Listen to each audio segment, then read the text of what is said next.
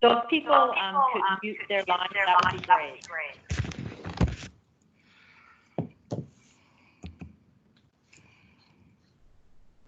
Especially if you're dialed in twice. And do you have access to mute all of those phones?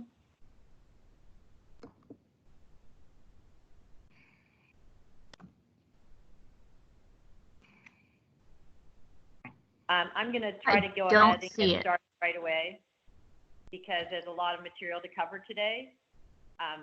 You know, some of you might think this is a really, really boring topic, and maybe it is, but Ange and I were trying to decide whether or not org settings was something appropriate to the whole group or only the admins would care.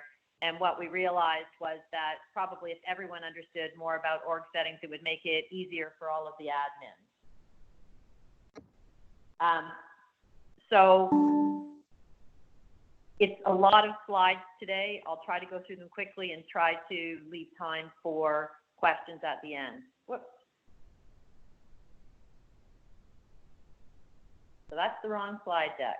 Sorry, guys.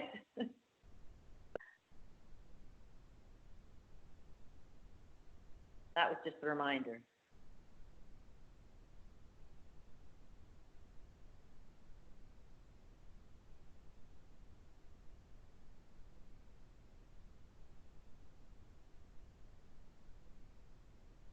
No, that's not the right slide deck. Oh, there it is. Oh, thank goodness. Okay. So I'm going to go through all the different types of org settings there are, but in general, with regards to all org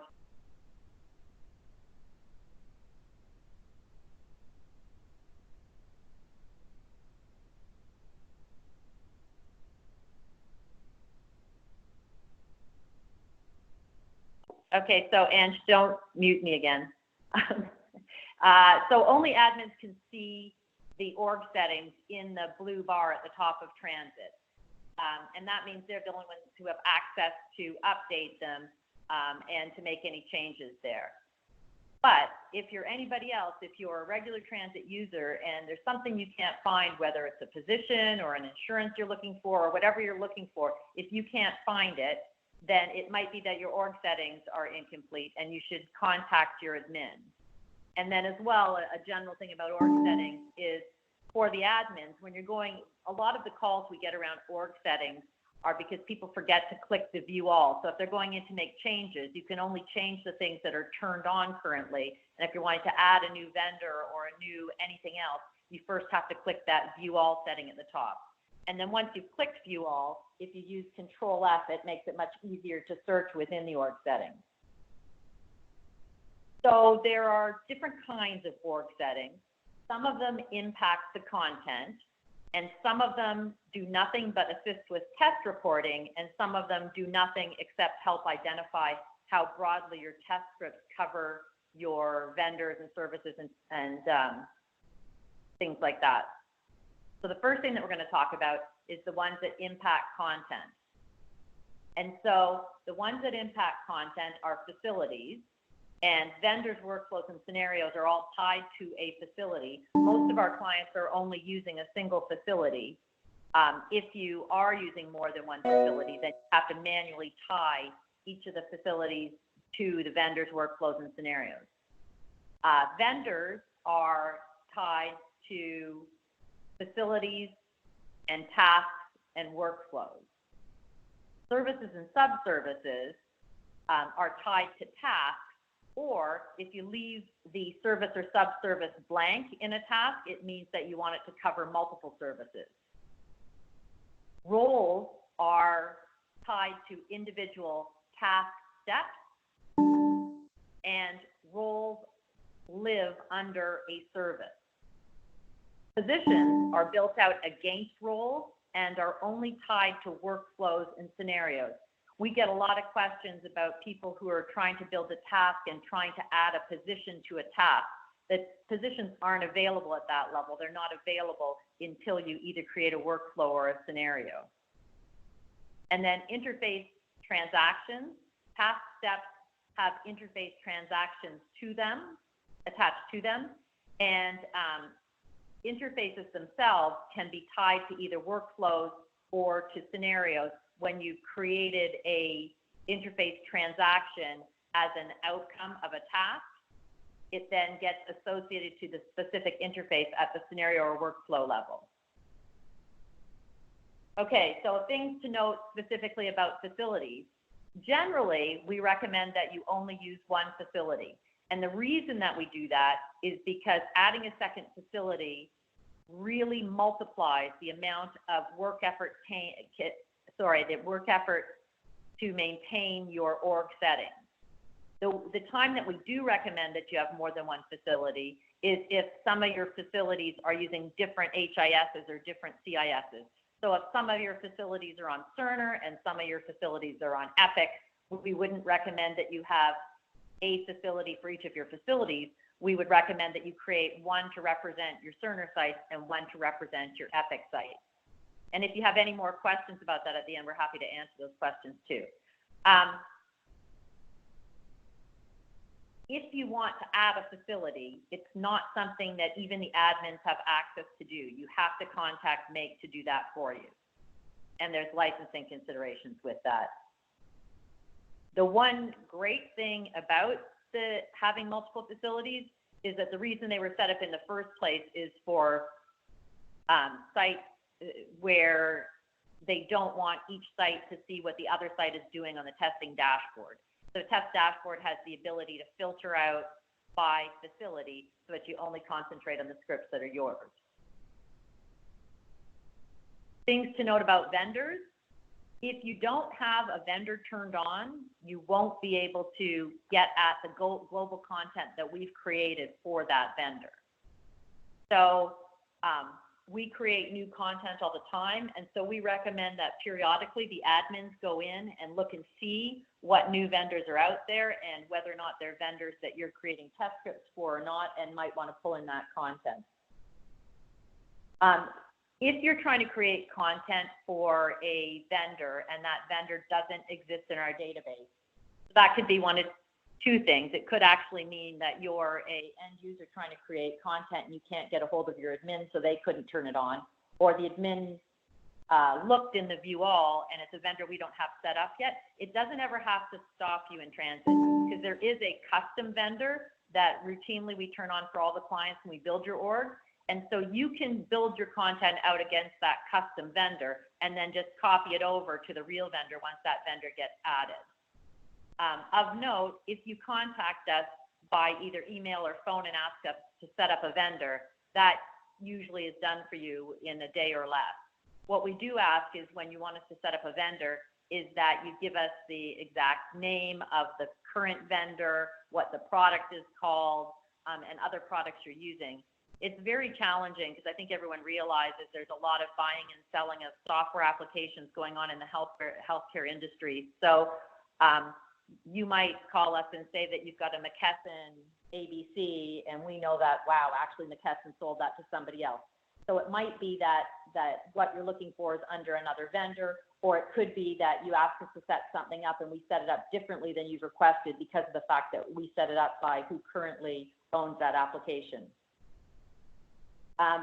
We've noticed occasionally that clients, when they're creating new content, forget to put the vendor on the outside of the task, and then they ask us why they can't see the product or application. The product or application is tied to the task through the vendor.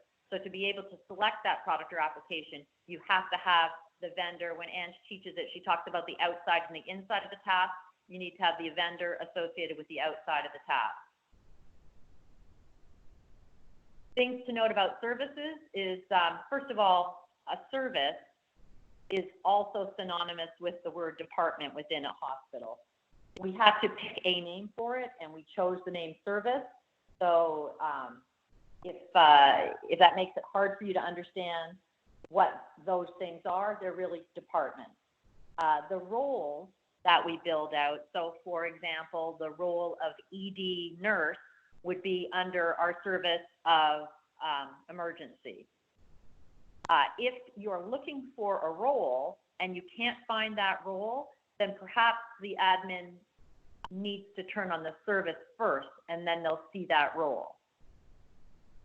The reason we have services built is twofold. One is so that you can tie a task with different outcomes, but the same basic task to something. So an example would be, there's many areas using in Cerner the tracking board now. And so by being able to tie it to emergency or tie it to women's services or tie it to ambulatory, it allows you to have different outcomes for the same action. Things to note about roles. It's really important that people understand the difference between roles and positions. I would say that the most frequently asked question is about roles and positions and what the differences are. So roles are what MAKE has decided to call a specific job function within a healthcare organization. Those roles, or we also group them together in what are called role types, have to be added to each task step in TransIT. So to be able to associate a position to a test step on the test board, you have to have added a role or a role type to a task step that position is associated to. Role names are chosen by MAKE, and there's nothing you can do about it. But it doesn't really matter because they don't show up on your dashboard. What shows up on the dashboard is the position you've called it. So if I called it EDRN and you wanted it to show up on your dashboard as emergency services space nurse, that's perfectly okay because the only thing that's going to show is your position. There are definitely positions that we add all the time. Especially when we develop content for an area we haven't done before. So if we start developing content for human resources and we haven't done that before, then we'll get a whole whack of new roles out there.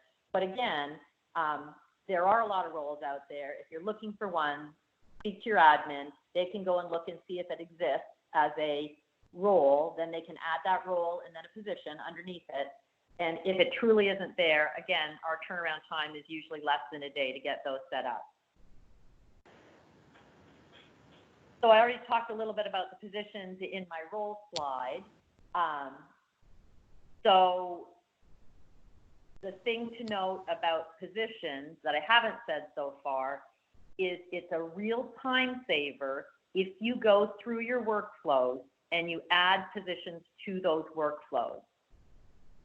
It doesn't mean that that's the only position that's going to do that workflow. It means that anytime you do that workflow for that position, you won't have to add those positions to those steps at the scenario level.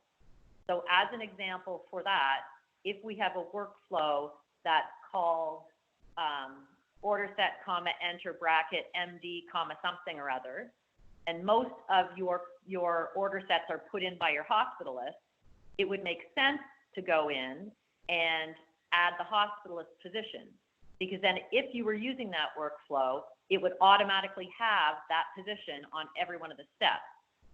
If you are using that workflow and it's not the hospitalist in this case, it happens to be the cardiologist, then you would just need to go in and update at that one time. And so we really recommend that you invest the time to go in and put positions onto all of your workflows. Again, as I already said, the position names are chosen by you, and that's how you get around not liking what we call the role. And usernames and passwords are uploaded to the position. So that allows you to have, if you're using, 5 or 6 different positions in your test scenarios, that allows you to assign 5 or 6 different positions and put a different username and password on for each one so that you'll be able to test out different functionality associated with those different positions. Interface transactions are set up as part of the org build, and although I say that, almost all of the org builds we've done since the beginning of TransIT, people have not given us their full interface transaction list or their full interface list at the time we did the build.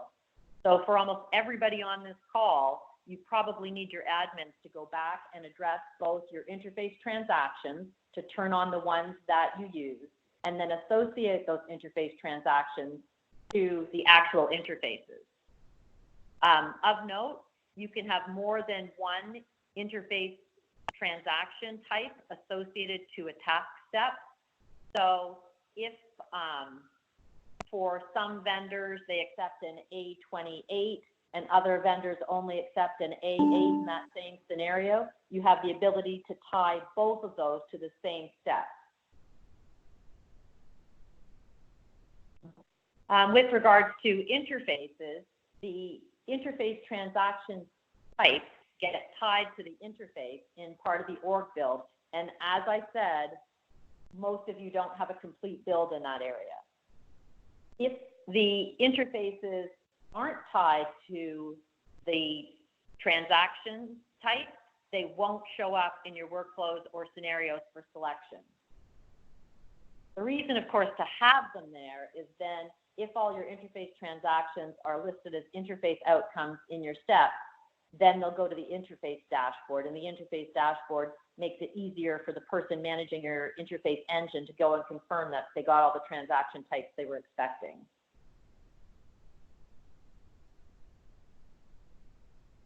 Okay, so now we're moving on to the group of org settings that assist with test reporting, and these are pretty straightforward. So the first one is issue priorities, and that indicates how urgently an issue needs to be resolved. Issue status indicates where the issue stands in the resolution process. Issue type indicates which team should be working to resolve the issue. Then we also have our note statuses, which indicate where the note stands with regards to being addressed, and note types, which also indicate which team should be working to address the note. So issue priorities are client defined. We do, when we do the org build for you, sort of make recommendations on those, but they can be updated at any time. So we typically, when we build for you, sequence it so that the highest priority is at the top and the lowest priority is at the bottom. We don't have defaults for our issue priorities.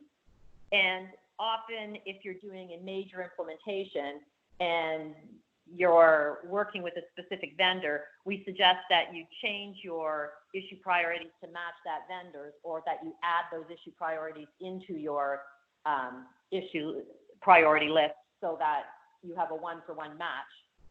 And when you're stable or after go live of your major implementation, some clients also match their issue priorities to the system. Issue statuses are client defined as well. We typically, when we do your build, sequence it so that they flow the way an issue usually flows through to resolution. So starting with the status of open, the default status for an issue in TransIT is open, and you can change your issue statuses over time as well to match whatever you want. Typically, we don't see clients changing them. Also, with these org settings, these ones can all be uploaded in a spreadsheet, but since most of your build already exists, unless you're rebuilding it, you're probably just going to manually change the ones that are already there. Issue types are client defined as well. You can sequence them so that the one that's used the most often is at the top. We don't typically sequence the issue type, and there is no default. They can also be changed over time to match your ticketing system, and they can be uploaded. Note statuses are client defined. Note statuses can be sequenced so that they flow through the way you would address a note.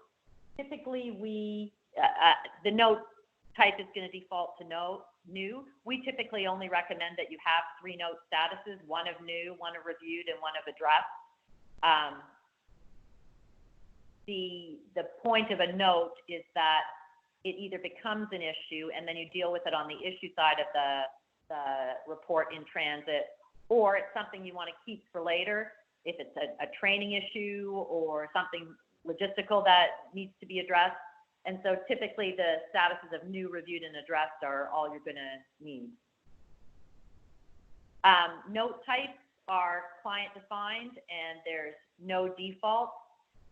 Typically the build that we don't see clients changing it a lot. The status or the note types that we usually upload are usually sufficient for your needs. So moving now on to the last kind of org settings, and this one I'll also show something new. It's supposed to go into the production domain this weekend, and so hopefully in our efforts to roll out new functionality that addresses the scenario detail headers, we've also updated the way to report on those. So financial classes are something that's built in transit just to help identify coverage. So typically clients build X number of financial classes because those encounters are handled differently. And so if you have encounters that are handled differently, then hopefully what you're doing is making sure you have at least one scenario that covers each one of those financial classes. The same is true for insurances and for patient types.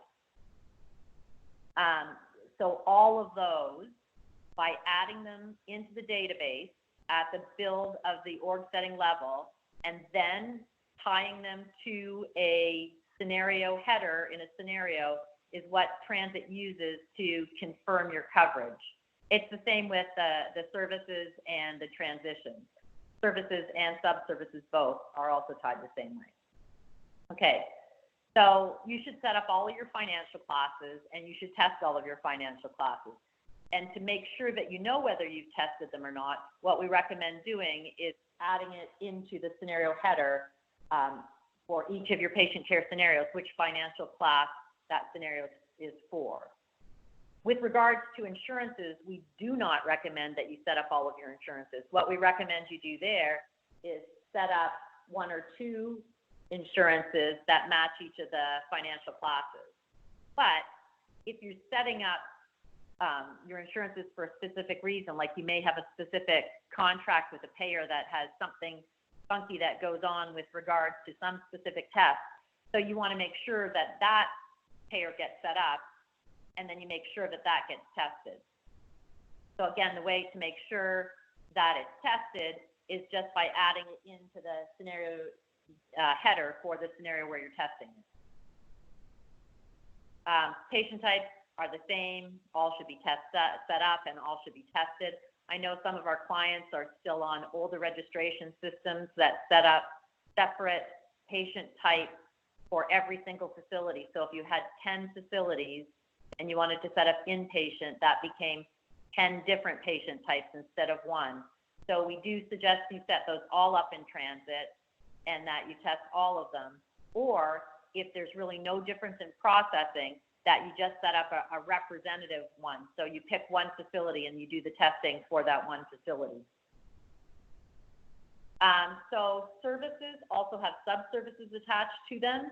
And again, by adding them to your scenario headers, it allows you to report out on which test script they're in. So for example, if only one of your test scenarios has wound care in, then you would put that subservice into that scenario, and then if ever you wanted to know which scenario had wound care in it, you would just run the report that tells you where it's used. The same would be said about transitions of care. So obviously you want to test all of your transitions of care, and by adding them into the scenario headers, you can report out on which ones are where. So now I'm going to quickly skip over to my test domain here and show you the new report. So we have this new report created, and it's replacing the old scenario script coverage report. So it's the same information that has always been available here, but every time we show clients this report, it was so confusing, it became unusable. So we've rewritten it, and it now is in a spreadsheet type format. You select which items you want to report on and you click generate. And what this will do is it'll go out and read the information you put in the header and tell you where things are covered, and then by default where they're not covered. So this is just in my test database, and you can see I haven't done a very good job in using all the different financial classes. I haven't done a good job using all the insurances. I haven't done a good job using all the patient types. But it may be that they're actually in my scenarios and I just haven't updated my headers. So when this code rolls out to everybody next week, for the sites who've been doing a lot of work on their test scripts lately and taking advantage of the scenario details in their test scripts and in the headers, this will look very populated for you. Probably most of you haven't been filling out the services and sub-services, so that'll be kind of blank. And not too many people have been filling out the transitions either, so those will be largely blank. Okay, so I made it through all my slides and my quick show of this report. And I don't know, Andrew, if you muted everyone, if we can quickly unmute, but if anyone has any questions, we've got 5 minutes left.